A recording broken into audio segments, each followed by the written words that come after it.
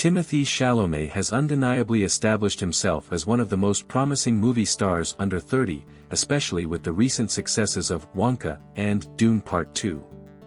Born in New York City in 1995, he holds dual citizenship in the US and France, thanks to his French father. Growing up in a creative environment, Chalamet was surrounded by the arts. His older sister, Pauline, is an actress, and his uncle is a director.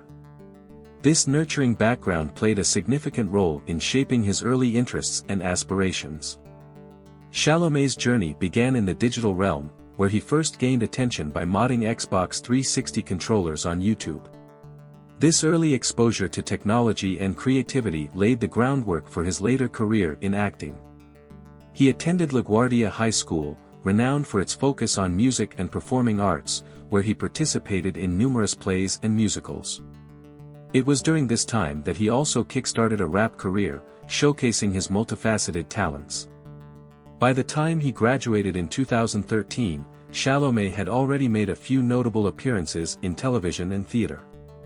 His roles in shows like Royal Pains and Homeland helped him gain recognition, but it was his performance in the off-Broadway play, The Talls, that showcased his potential as a serious actor. He then briefly attended Columbia University before fully committing to his acting career. Most audiences first became aware of Chalamet in 2014's Interstellar, where he played the young version of Matthew McConaughey's character, Tom. Despite having only a few memorable scenes, his performance left a lasting impression. Chalamet later recalled his reaction after watching the film, expressing disappointment at the size of his role, indicating his ambition and desire for more substantial parts.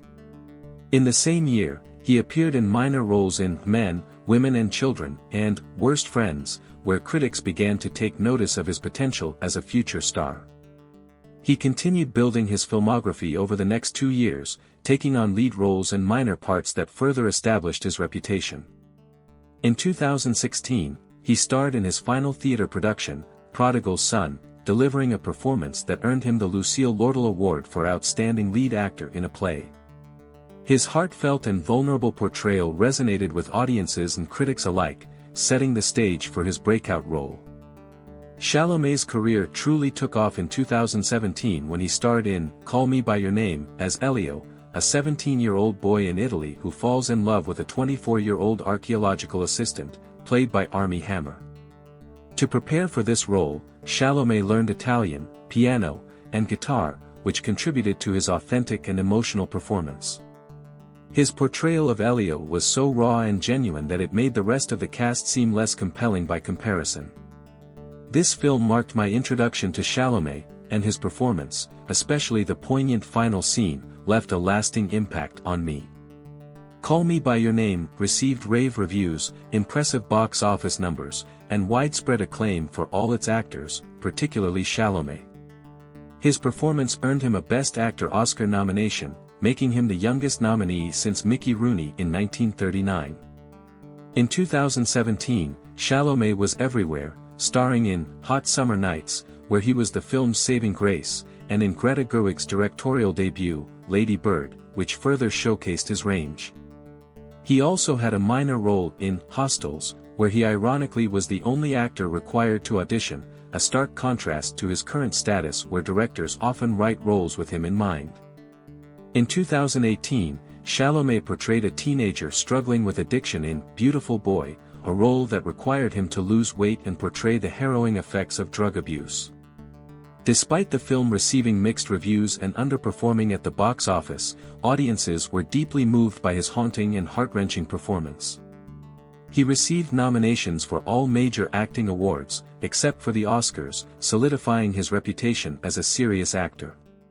2019 was another busy year for Chalamet, as he took on various roles, including the lead in Woody Allen's A Rainy Day in New York, which received poor reviews, and in Netflix's The King, where he portrayed Henry V. His performance in The King showcased his ability to tackle more intense roles beyond his usual charming characters, giving audiences a glimpse of what was to come in Dune. Additionally, his role as Laurie in Greta Gerwig's adaptation of Little Women highlighted his talent for playing vulnerable characters, further endearing him to audiences. In 2021, Chalamet stepped into the quirky world of Wes Anderson in The French Dispatch, where he fit seamlessly into the ensemble cast. That same year, he made his blockbuster debut in Denis Villeneuve's Dune, taking his career to a new level. Villeneuve had Chalamet in mind from the start for the role of Paul Atreides, and he delivered a standout performance among a star-studded cast. The film's success led to a sequel being greenlit, despite challenges posed by the pandemic. Chalamet had a minor role in Adam McKay's Don't Look Up before reuniting with Call Me By Your Name director Luca Guadagnino for Bones and All, where he earned his first producer credit. His portrayal of a cannibal drifter was met with critical acclaim, although it didn't receive as much attention during awards season. As Chalamet transitioned into Hollywood's new leading man, his next two films, Wonka and Dune Part 2, further elevated his status. In Wonka, he played the titular character, with director Paul King stating that Chalamet was the only choice for the role after witnessing his past musical performances. Initially met with skepticism due to the film being an unnecessary prequel, Wonka surprised audiences with its charm and box office success, earning Chalamet praise for his whimsical and heartfelt performance.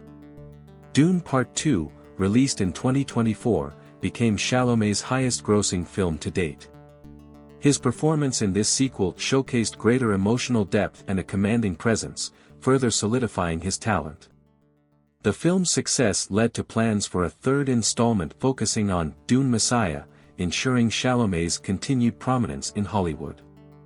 While he earned $3 million for Dune Part 2, his role in Wonka netted him $9 million, marking a significant milestone in his career. Beyond his film work, Chalamet's influence extends into the fashion world. He signed a staggering $35 million deal with Chanel, becoming the face of the brand. His campaign film, directed by Martin Scorsese, showcased his star power outside of traditional cinema. Since his breakout in 2017, Chalamet has gained immense popularity, particularly among younger audiences, thanks to his unique style and fashion accolades. He was named Vogue's Most Influential Man in Fashion in 2019 and GQ's Best Dressed Man in the World in 2020. Chalamet's ability to blur the lines between traditional masculinity and femininity is exemplified by his bold fashion choices, including his memorable 2022 Oscar outfit featuring a Louis Vuitton women's jacket. Beyond his professional success, Chalamet is genuinely likable, his interviews are often a joy to watch, and his sincerity sets him apart from typical PR-trained celebrities. His old videos continue to resurface, adding to his charm and relatability. As we look to the future, questions arise about where Chalamet's career will go, especially in an industry facing uncertainty due to recent box office flops. His next project is a biopic about Bob Dylan, titled A Complete Unknown, directed by James Mangold. Chalamet is not only producing the film but also taking on the challenging role of Bob Dylan, working with the same vocal and movement coaches that Austin Butler used for Elvis. With the successes of Wonka and Dune Part 2, Chalamet has signed a multi-year feature film deal with Warner Bros., allowing him to star in and produce future projects. This deal positions him well for the remainder of the decade, and his career trajectory looks promising. Chalamet's rise mirrors that of Leonardo DiCaprio, both having breakout roles at a young age and building dedicated fan bases among younger audiences. However, while DiCaprio successfully transitioned out of juvenile roles in the mid-2000s, it remains to be seen how Chalamet will navigate his career. The film industry has changed significantly, with franchises and IPs dominating the box office, often overshadowing individual star power. As audiences become more selective about which films to see in theaters, the traditional concept of a movie star, someone who can draw crowds based solely on their presence, has faded. Chalamet represents a new kind of star, one who thrives in an environment where established franchises and characters drive audiences to theaters. While no actor under 30 can currently draw large crowds on their own, Chalamet's impressive filmography and collaborations with top directors suggest that he may be on the path to becoming a leading figure in Hollywood.